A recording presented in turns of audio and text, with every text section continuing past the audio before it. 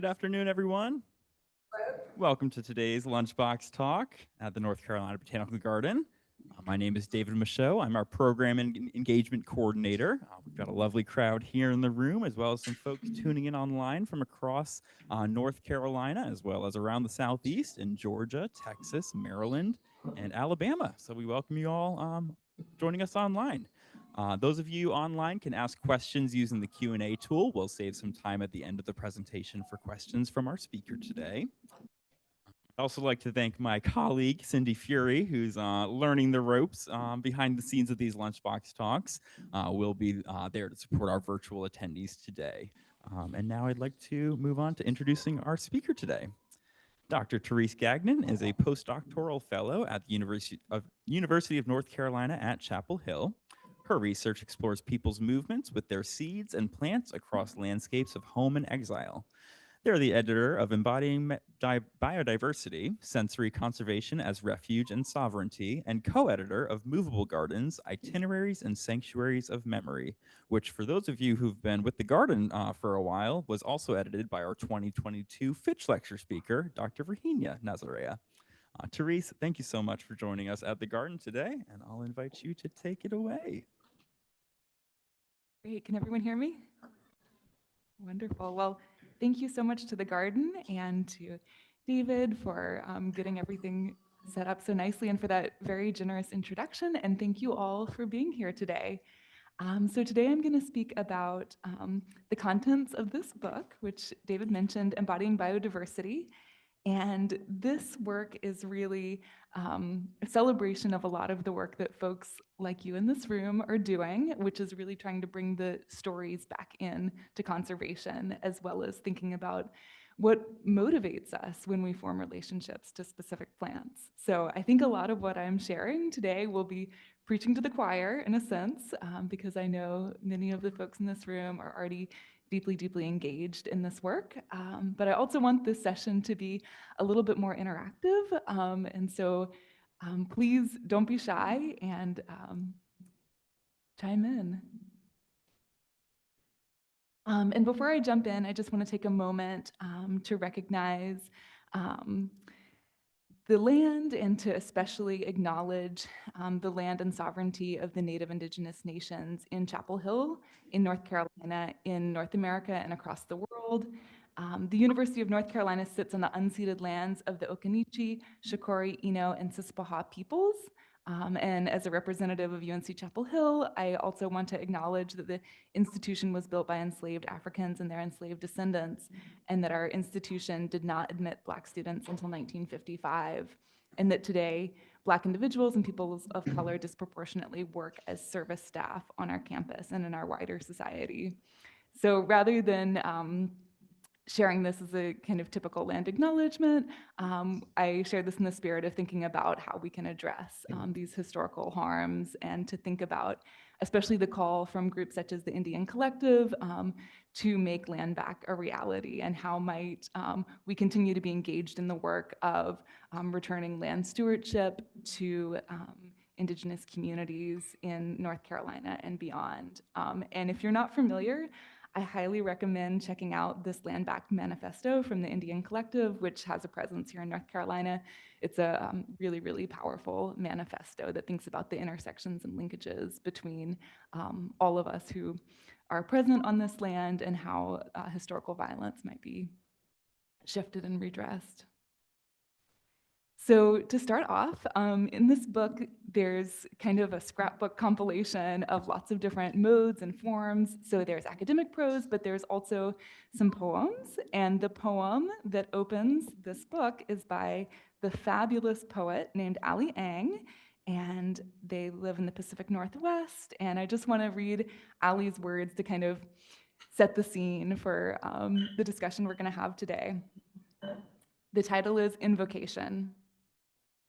Let the moon wobble, let the basil plant flower, let the poets discombobulate, let the verbs noun, let the nouns verb, let the grief howl, let the emails unread, let the land speak, let the oceans revenge, let the people free, let the people free.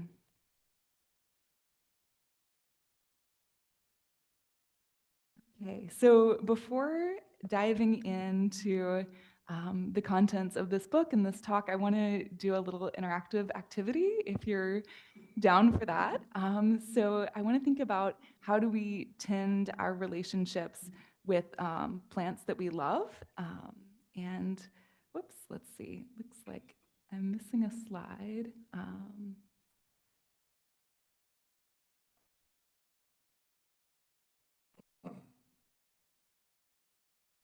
So just going to go ahead and proceed without it. But what I want you to do is, if you feel so called, to close your eyes and to think of a plant that you especially love or have a connection to.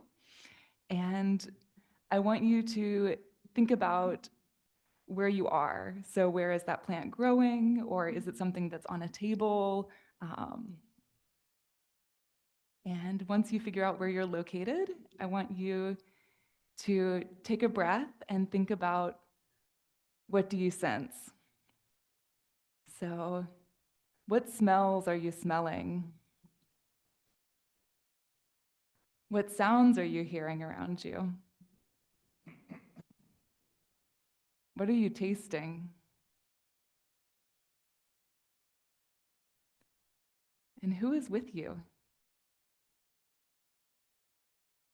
And I want you to also think about, what is it about this plant that makes you return to it and think about it again and again?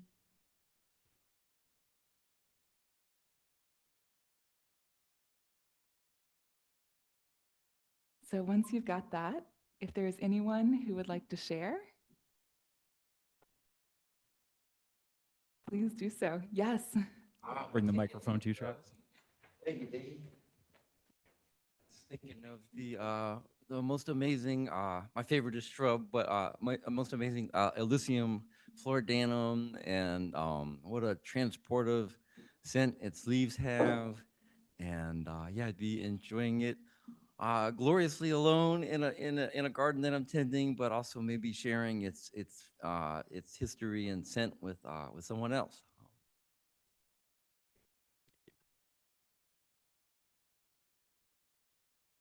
Anyone else? I was thinking of southern sundrops, Ananthera fruticosa. They're just such a beautiful yellow. They're not blooming in my yard yet, but I was just walking through the gardens, and I think they've got more sun than they're getting they're bloom. They're so gorgeous, and they propagate nicely. So I'm going to have like a swath of them when they start blooming. So I'm really excited about that. And my neighbors, that's the plant they comment most on, that they notice. And it's like, oh, what is this? And then I always, take an opportunity about making sure they know it's native and its attributes. So That's beautiful.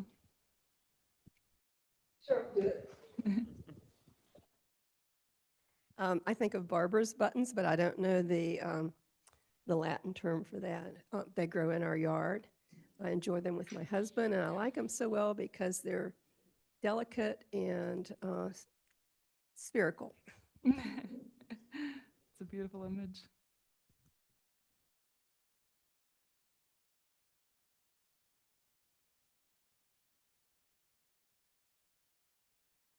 First, thanks to Mary for mentioning the barber's buttons. I walk by them every so often. I'm going to mention two of them. One will be the native that I'm thinking about, which is Juniperus virginiana. It's a juniper. It's not a cedar. So I don't call it cedar. I call it red hyphen cedar, eastern red cedar. And they pop up in our yard, which is very tight Triassic Basin clay. And every time my wife stumbles across one, she says, "I found another one of your friends."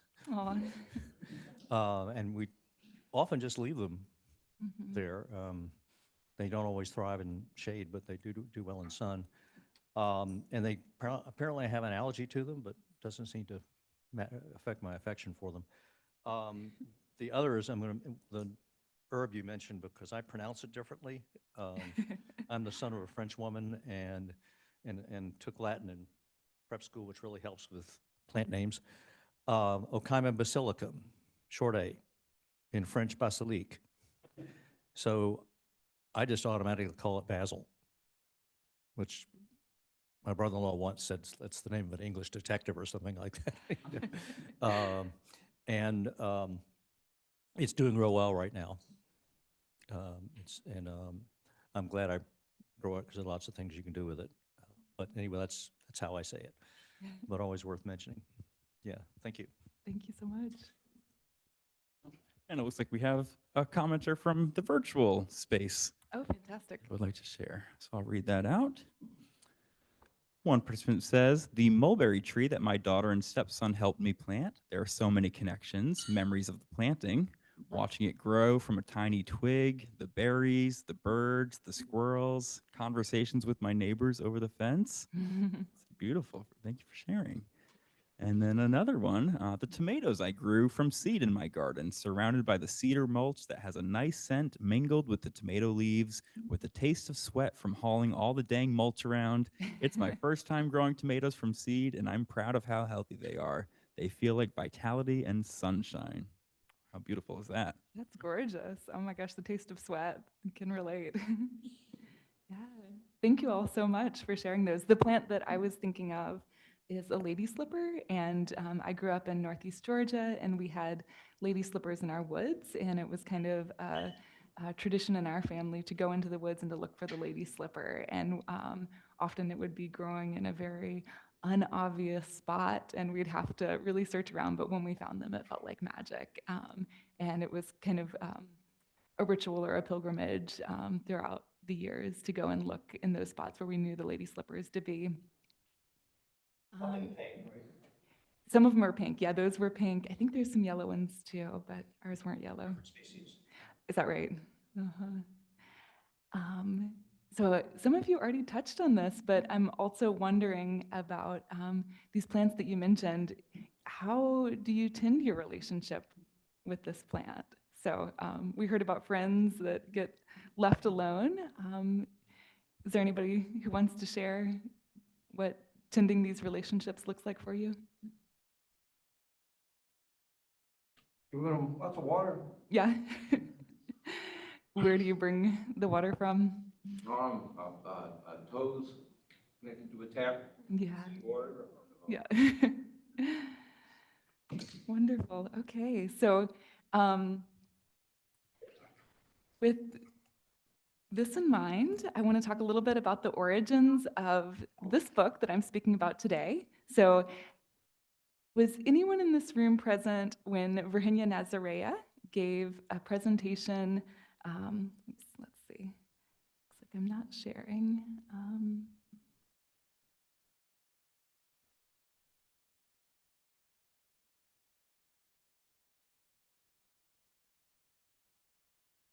Is that working okay? It is. It's the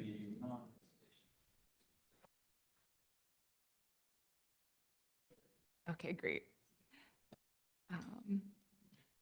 Okay, so was anyone present when Virginia Nazarea, pictured here with a delightful smile, gave a talk about this book, Movable Gardens, at the garden a few years back? David was present.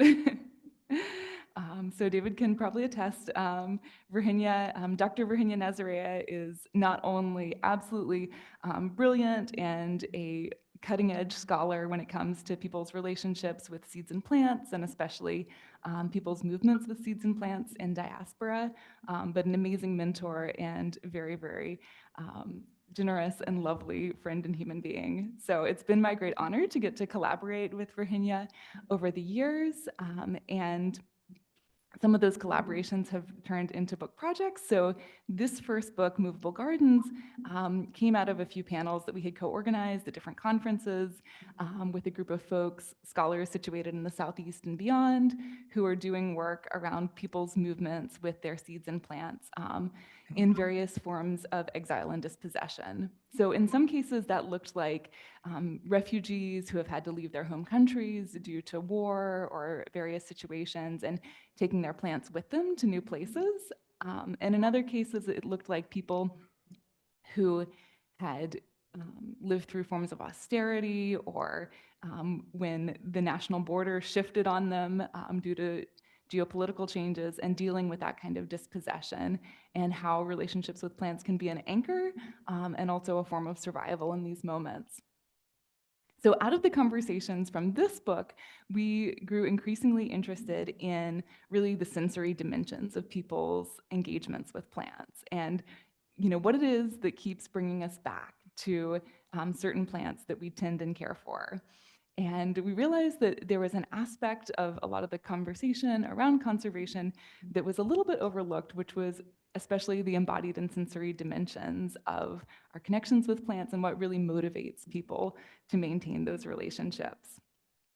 So that formed the background for the conception of this volume, which brings together scholars from a wide range of disciplines, including anthropologists, ethnoecologists, and even philosophers, alongside poets, to think about how these embodied and sensory experiences are really a big motivation for conservation worldwide.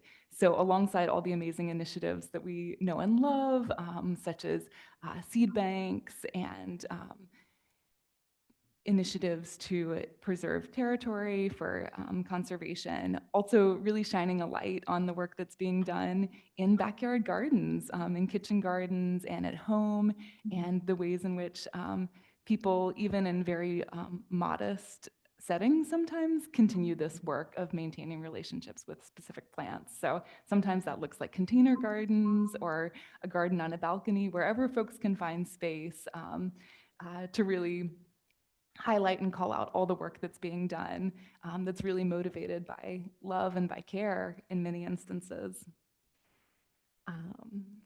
And also, I just want to take a moment to shout out my friend and colleague, Christian Kiev, who had a version of the meditation reflection that inspired the one that I did. So Christian Kiev is a fabulous ethnobiologist and geographer, and I highly, highly recommend checking out their work as well. So just to dive in, I'll read a little bit from the introduction, which is entitled Wonder at the Ends of Worlds. In this volume, we explore how everyday sensuous conservation not only complements top-down efforts at conservation, but in fact, makes up the majority of conservation worldwide. These chapters illustrate how sensuous conservation enlivens relationships between plants and humans, rooted in mutual dependency, affect, and love. These reciprocal relationships or kinships are steeped in place. They are carried out via the mycelial networks of daily life. They are agential and intentional, as much on the part of plants and plant-mindedness as on the part of humans. Reciprocity between plants and humans has existed for millennia and has been essential to human life. Yet in recent centuries, generalized reciprocity between plants and humans has been overshadowed by the voracity of racial capitalism's extractive relationships. Such bad relations have depleted wild plant populations, homogenized agrobiodiversity, and exhausted soils to the point of losing fecundity. As it turns out, negative reciprocity is a recipe for starvation, as scholar Robin Wall Kimmerer soberingly describes. In the old times, individuals who endangered the community by taking too much for themselves were first counseled, then ostracized, and if the greed continued, they were eventually banished. It is a terrible punishment to be banished from the web of reciprocity, with no one to share with you and no one for you to care for. And that's a quote from Robin Wall Kimmerer's 2013 book, Braiding Sweetgrass, which I imagine many of you have encountered. According to the Food and Agricultural Organization of the United Nations, 75% of agrobiodiversity worldwide was lost in the 20th century alone. So that's the biodiversity of the plants that we cultivate and eat. Particularly as a result of monocultures and the pollution caused by globalized industrial agriculture, many ecosystems are on the verge of collapse. As Leonardo Figueroa Heland and co-authors state, the globalized modern industrial food system not only fails to feed large segments of the population, it also destroys ecosystems, soil fertility, and biodiversity, drives climate change, displaces communities, and erodes erodes cultural diversity. By 2012, genetically homogeneous so-called modern monocultures already covered roughly 80% of the global arable land. In these times of ecological grief, as one after another of our species cohort mates depart, there's a critical need for the groundswell of what Kim Tallbear calls more than human caretaking relationships. Tallbear contrasts caretaking relations with American dreaming, which is built on narratives of inclusion within liberal nation-state futures. American dreaming includes some while violently excluding those deemed other. Unlike worlds of mutual flourishing that are knitted together by caretaking relations, nation-state dreaming creates worlds of division and death. Historically, a relative few have profited from the narratives of nation-state dreaming. Relatedly, the responsibility for driving climate change and biodiversity loss lies principally with a specific subset of humanity, a far cry from the singularly culpable anthropos of the Anthropocene, which is a term that we're hearing a lot these days. As Janae Davis and her co-authors write, the Anthropocene is clearly not the product of human nature or humanity as a whole, but rather interrelated historical processes set in motion by a small minority. This privileged cadre provided the preconditions for the development of global capitalism through processes of settler colonialism and enslavement, organized and rationalized by racism. As such, scholarship that seeks to attend to more than human relations must contend with the vast number of people who struggle every day to retain their tenuous spot in the realm of humanity. In the face of global injustice, inroads toward caretaking relations may include modes of feeling with the pulsating liveliness of the world and other beings. Rather than being a diversion from a linear path toward justice, reconfiguring our senses can help us feel into what right relationships feel like.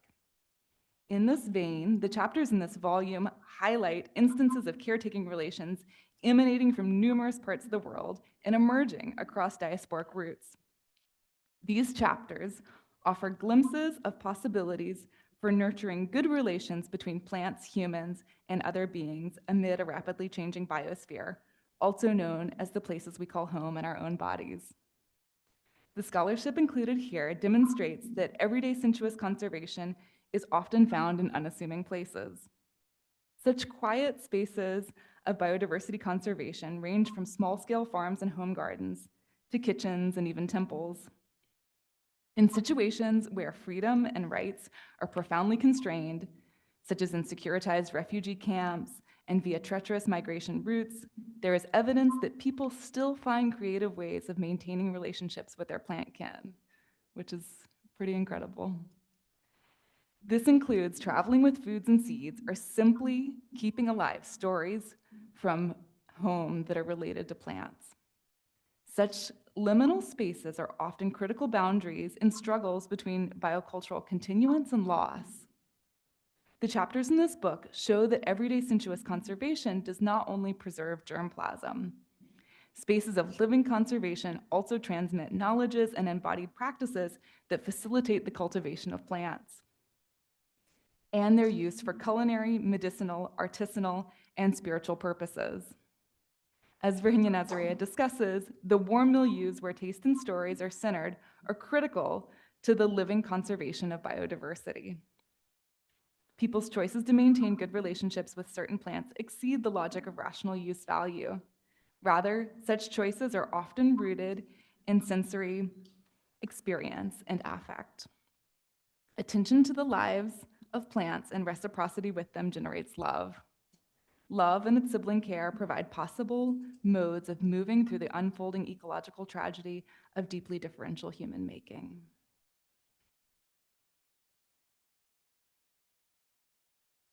So, sitting with that, I'm wondering, is there anyone who is thinking of something that was passed down to you that would fall into this warm sphere of conservation? So maybe not specific seeds or a specific plant, but some kind of knowledge that maybe came from a family member, from a friend, someone that you know that has been important to how you engage with that plant, either how to cultivate it, how to process it, how to cook with it. I'd invite you to reflect on that. And if anyone feels like sharing, I would invite you to share. Bring the mic to you, Ed. So I grew up somewhere colder, in New York City, and raised by a woman from Paris. And every spring equinox, she would go out and plant chives, which sounds kind of silly, except if you're French and you want herbs, that's a chive you always want around. Turns out here it just kind of pops up. But it's just something, it's a plant and a time of year that I associate with my mother. A number of other plants, but that's the one I associate the most with her. And I can't remember what the French word for them is, but you know, it'll come to me. But that's, you asked for that kind of memory, that's one of them. Yeah, thank you. That's beautiful.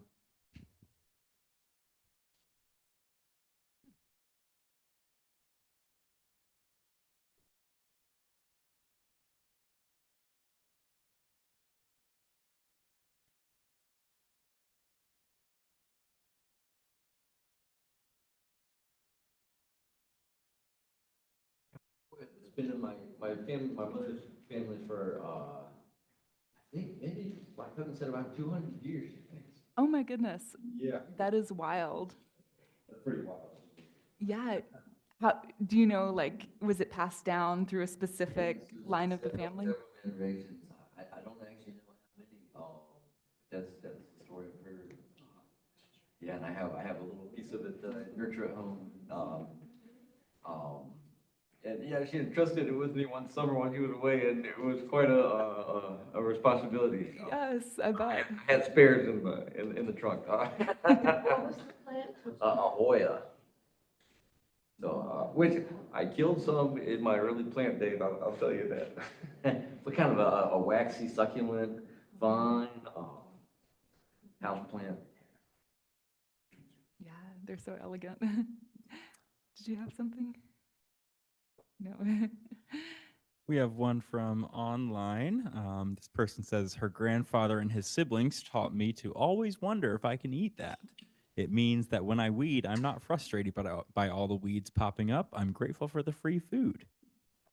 Love that so much. Oh my goodness. Yes, yes. So many weeds that are delicious and medicine. 100%. We just had another one come through. This person says her last name is La Rosa from her dad's side, but her mom's parents brought down a single rose cutting from their parents' rose bush, so her great-grandparents, and grew it into what is now a beautiful rose bush.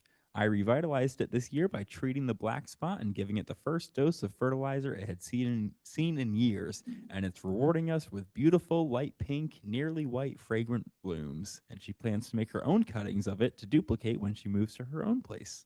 Oh my goodness. Wow. It's incredible from a single cutting.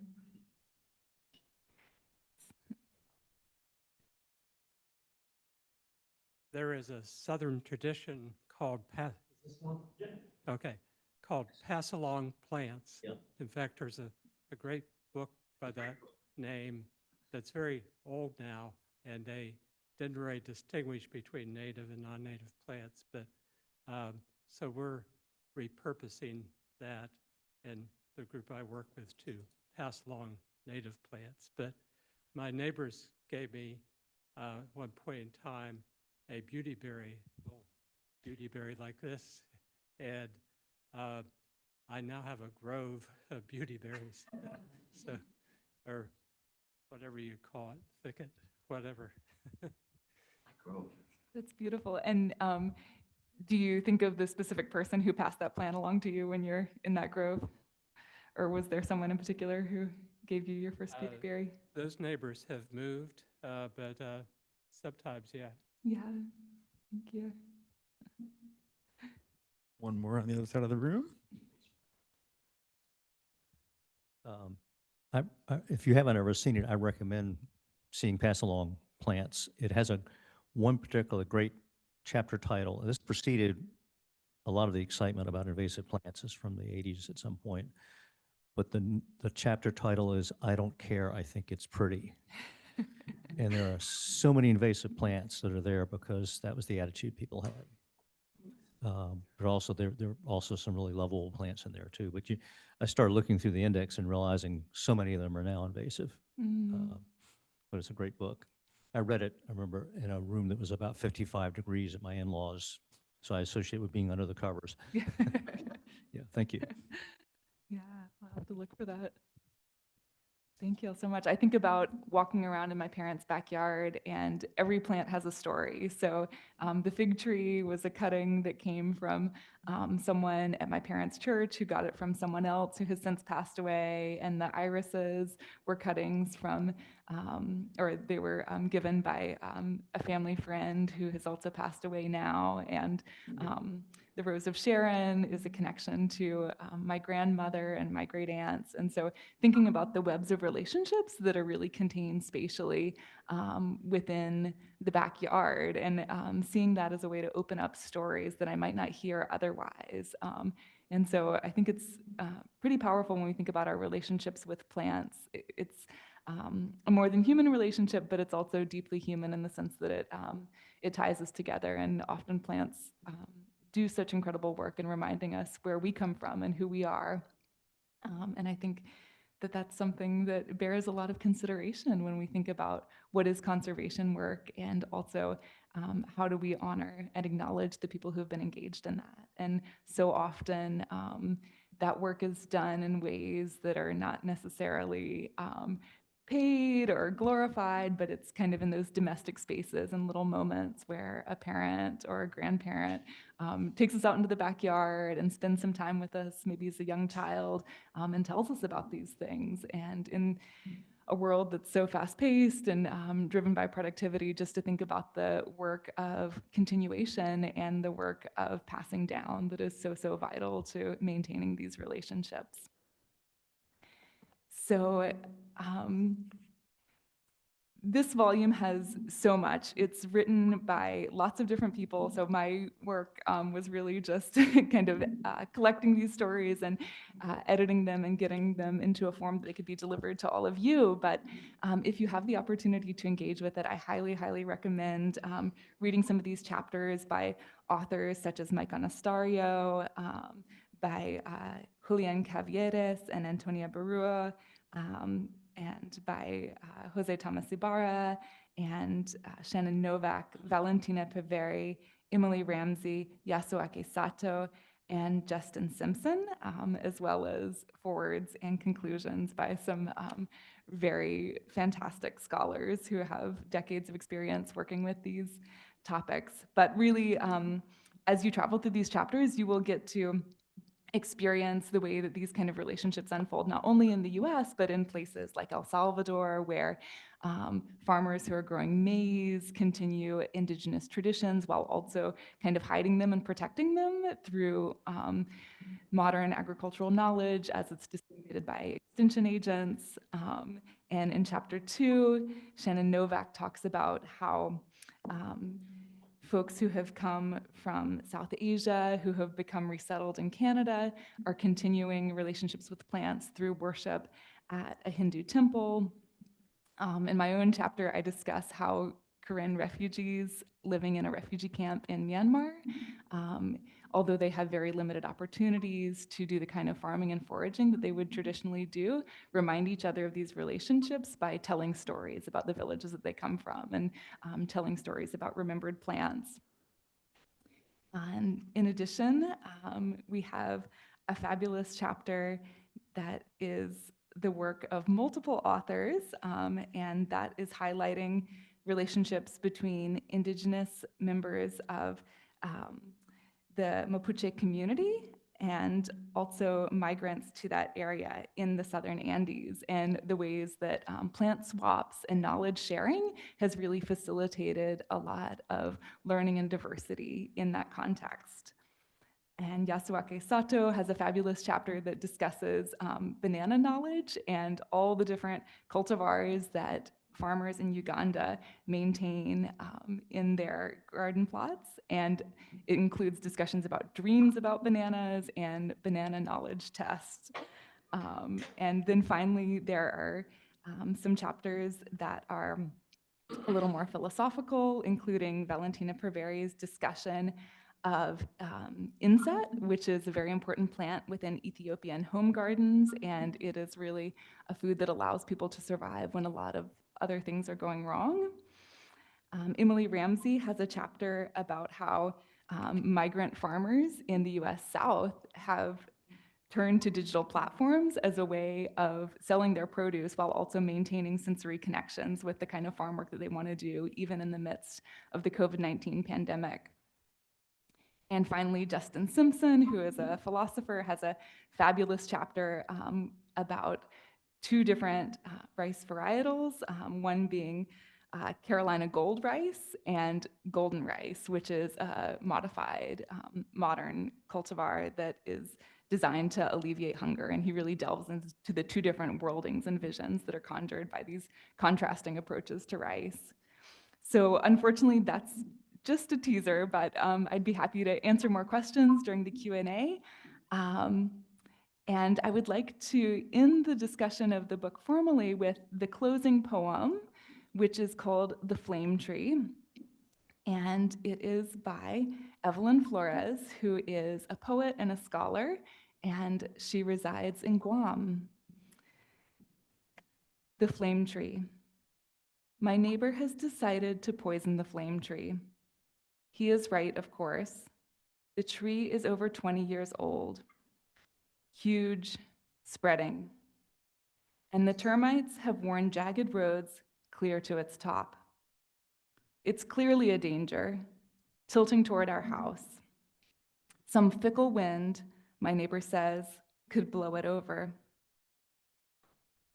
Every Fanamokan, it sends out its burst of orange blossoms. It blooms and blooms and blooms relentlessly. The flares it sends shooting out into space, more stunning than fireworks, through the window. When my mother, riveted to a bed, doomed by her body to a colorless spot, gazes out, her head on a pillow, might have seemed like forever to her who used to climb green mountainsides and watch the tree full of sparrows, chittering, chattering, flitting here and there, and the outlandish blazing petals steadfastly singing against the blue sky. My neighbor, true to his word, injected a poisonous brew, bought at Home Depot, into the trunk of the tree. The toxic river, traveling up, up, up, following the termite trails to the heart of the fire. He is right, of course. The tree came back the following year, its clusters unflinching, parading their burst of rebellious orange. But the poison had done its work. See, where there was a canopy of flames, there are now just a handful here and there.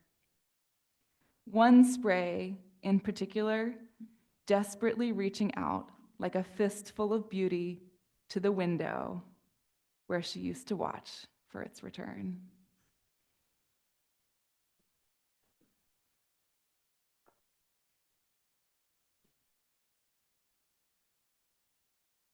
That poem is so powerful. I really, really love it.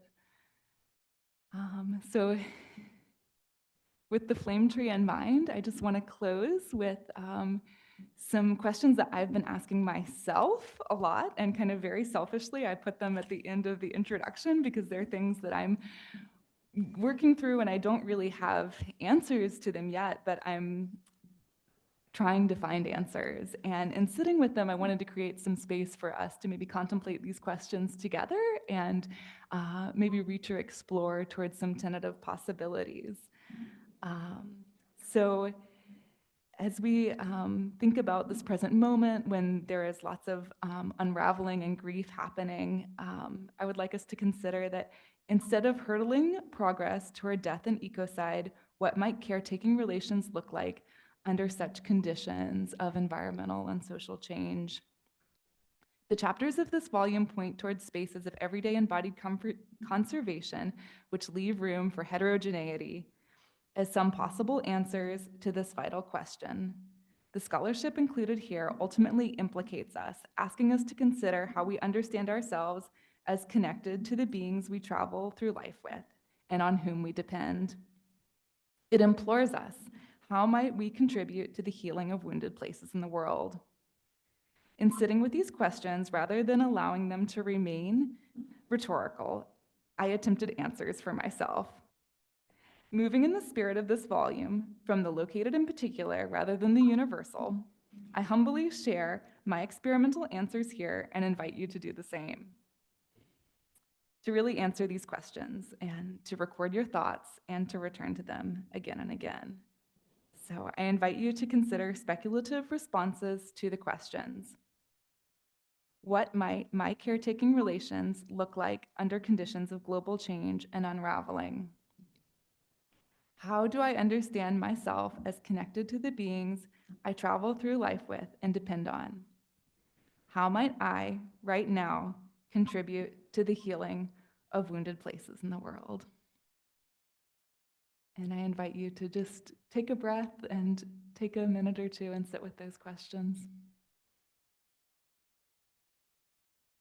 And as we sit in this beautiful space with the garden behind us, I feel like these questions are already finding their answers in some way in this community here. And if anybody has something that you would like to share, I invite you to. I can share that. As a landscaper, trying to be as ecologically responsible as I can. I think part of my duty that I see is in helping landscapes prepare for and adapt to, the change that's already happening in our climate. Is just sort of looking south, looking to zones 8 and 9, and planting trees that are gonna survive the future, and yeah, sadly, probably letting go with a lot of the beautiful mountain plants that we enjoyed in the Piedmont, or preparing to, yeah.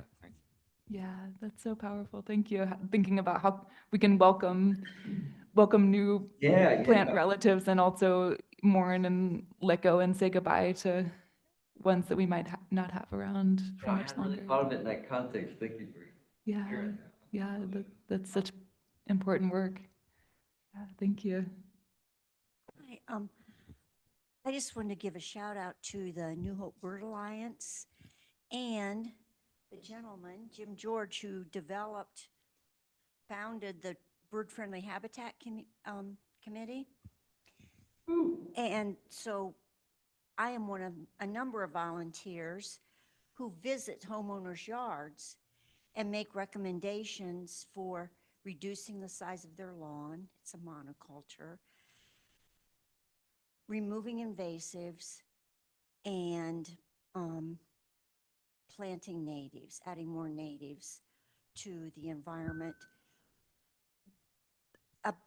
Two big reasons for that are a tremendous decline in bird species in the last 50 years and in insect species in the last 50 years.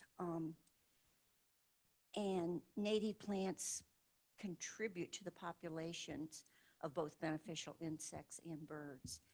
And that's one way that we, working together, can heal our community. I love that so much, and thinking not only about plants, but about all the other communities that are present, like birds and insects, and how we all share the space together. Wow, thank you so much. That's a great segue into an online comment. This user says, I've been thinking of my own yard as a place where I can build an oasis for all sorts of creatures and form relationships with and between them. I don't know what climate change will do to that, but it certainly calms and feeds me on a daily basis. Wow, I love that. I'm sure most of you, if not all of you, are familiar with the works of the writings of Doug Tallamy. Since most of the land in the East is in private ownership, I think he said 80% or more, the work of restoring biodiversity falls on the property owners. And he's created a notion of a homegrown national park, which you may also be very familiar with. If all the property owners made the changes in their own yards or church property, or, you know, you name it, business property, then it indeed would be larger than I think like the 6 national parks worth of biodiverse habitat. So I think that's a wonderful notion, homegrown national park. That's amazing, especially in this moment where we're having to reconfigure how we think about. A national park that can't be defunded. Yes. Yeah, yeah, that's amazing. Wow. Yeah, I think it's a reminder we do have there's a lot that feels out of control in moments like this, and there's also a lot of agency that we do have, and there's a lot that we can do, especially like the person online said, which was so beautiful, of like, you know, looking at what's right in front of us and finding some hope and sanctuary there. Just want to say thank you so much for everything that you shared. It was very, very inspiring to hear from each of you. And we've got a little bit of time still, I believe. So I open it up for questions or just discussion. If there's anything that this conversation brought up for you that you want to share, please feel free to do so. Yeah. One did come online, and I'm so glad this user made this comment, and I'm glad it translated over the virtual space. But they said, you have such a gentle and calm energy, and they're wondering how do you bring the calmness of plants with you into spaces devoid of them? Do you have a method for maintaining that in times of turbulence? Oh, that's such a kind question. Yeah, thank you so much to the person who asked this. So I think, yeah, trying to spend as much time with plants as possible they have so much to teach us, I think, as you know, we all know. And also sometimes just bringing plants with me. I once attended a conference where Robin Wall-Kimmerer, who I quoted from before, was speaking, and she brought a rose plant onto the stage as a panelist with her. And I kind of wish that I could do that everywhere I go. I often just like bring plants with me because it feels like they should be in the room and they don't speak the way we speak. But yeah, I think like having them as a presence as much as possible. So I think they're a presence even when they're not physically present, and trying to keep that in mind. Yeah. If I could suggest a jade plant would travel well. That's a very good idea. Yes. Some really nice small ones at a local place in town. Just travel around. I love that. That's beautiful. You say jade plant? Yeah, that would travel well. I remember moving in with the woman that was soon to be my wife 35 years ago, and there was a spare room, sort of, that I've now filled, but there was a jade plant in there. She called it Jake. I said, oh. He's going to have to go, I said. And she said, well, I don't know about that. I've had him longer. And he lived a long time. Yeah. So he didn't go anywhere. Yeah, no, he didn't go anywhere. Jake stayed. You can pinch them and grow other ones. I mean, they're really a cool plant. That's awesome. That makes me think my brother worked at a center in the Berkshires that had a jade plant that was kind of the analogous plant of the Hoya. It was really massive and had been around for generations, and it was quite a being to behold. Are you ready to share any thoughts on your last question? Thank you. Yeah. I wrote some things that was my attempt to puzzle out my response to that. I feel like it's always in process, but I can read what I wrote as a form of keeping myself accountable. So I try to remind myself of this when I'm faced with life decisions. Like right now, I'm having to figure out what comes next in my personal life, and I'm kind of returning to this thing that I wrote, over a year ago as a guide. So what I wrote for myself as an answer to this last question, how might I right now contribute to the healing of wounded places in the world? I understand that community care is as important as knowledge production. I honor the fact that it is okay, even vital, to acknowledge that we are racinated beings, beings with roots, with connections and obligations to specific humans and more than humans. Being productive, quote unquote, should not come before my participation in dense networks of care or before giving and receiving support, before experiencing joy and pleasure. These are essential. I recognize and celebrate the fact that the world is not principally a text. There are other modes of sharing understanding, of inscribing, of dancing with the world. Knowledge production and even meaning making are not the only valid forms of creation. Other generative forms of creating can be emotional, affective, and environmental. They can be bodily and sensory. They can be acts of composting, sowing as in sowing seeds, growing, sewing as in sewing clothes, cooking, feeding, mending, healing, making music, praying, dancing, eating, laughing, and otherwise nourishing and allowing myself to be nourished. In placing and loving are labors I attend to. My and our survival depends on it. Yes. And I have to say those are aspirational because I'm trying to live up to those, but I'm often falling short. Yeah, it's powerful, that, yeah, there's maybe more important things than being productive, you know, that, get sort of down to the root of it, that there might be a sort of meta responsibility that sort of supersedes that just kind of struck me like a bell. Yeah, and the work that you do in landscaping, I think like that is such a important way that that shows up of that kind of, the work of repair or work of, reproducing the things that we enjoy throughout our life, I think has been so historically undervalued, especially in the last, 2 centuries. And so how might we envision a world where, reproducing and care and continuation are really valued? I would tell you that I never imagined that, and probably a lot of people would, but that being a gardener would be such a meaningful feeling occupation. I wonder if there's ever been a time, in, modern history where, being a gardener or landscaper, felt as exciting and meaningful. I like to say that, gardening has always existed in the matrix of Mother Nature. But it's only, now that we're sort of coming to a reckoning with that. So it's just it's almost like a religious experience. It's wild. Absolutely, absolutely. Yeah, you're on the front lines of some big changes, and also our awareness of these changes is at a very unprecedented moment too. Yeah. No, it's really important work, and yeah, some might say sacred work. Thank you so much. Yeah.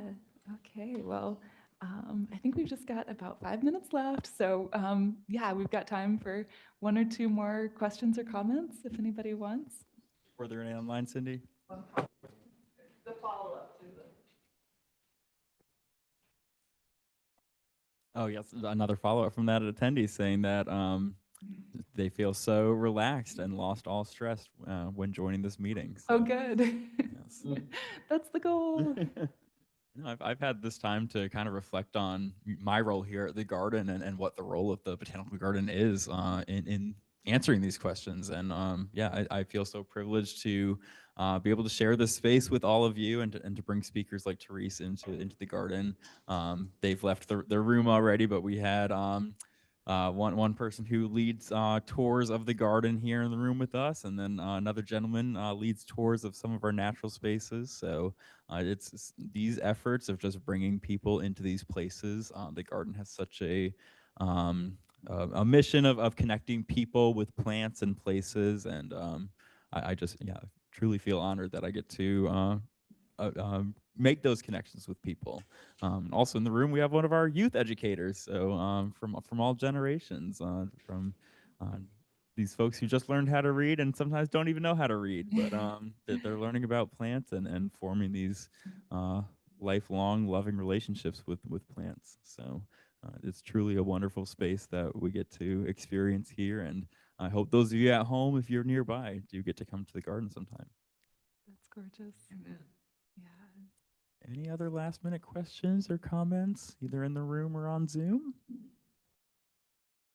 I just like this second that the sentiment. Thank you for creating such a welcoming vessel to enter into, unfurl a little bit or just explore. That's been really wonderful. Oh, thank you so much. I actually didn't know what I kind of stumbled into this. I thought it was about something else. And it's been such a wonderful surprise. So yeah, I just I delight in what I found here today. Thank you. Oh, I'm so glad. Thank you. Yeah, I also didn't really know how to deliver this because it's the work of many people. So trying to convey the spirit in which it was made. But thank you all so much for being here and for sharing. And thank you, David. And a huge, shout out and thanks to the garden for the amazing, amazing work that is being done here every single day. Thank you, Terese. And I regret that we did not get an order of these books into the garden shop in time, but we do have a couple, I think, that Terese brought along. And we also have, oh, wonderful, some information about purchasing. So I'll let her speak to that. Yes, so I have just 2 copies that I'm happy to pass along if anybody wants to buy one, but this is a QR code that you can scan if you want to order online, and there is a little discount code here if you would like to order from the University of Arizona Press. Please feel free. I think if you have access to the UNC Chapel Hill Library, there is a copy there, and if financial resources are a problem, but you'd like to still read this book, let me know and I'll find a way to get it in your hands. And we do have some copies of Movable Gardens, that other edited anthology that Terese was involved with. So that's available at our garden shop and online. But without any further ado, I just want to thank you again, Terese, and thank you all for attending today. I'll let you enjoy the rest of this beautiful day here in Chapel Hill or wherever you are. Take care.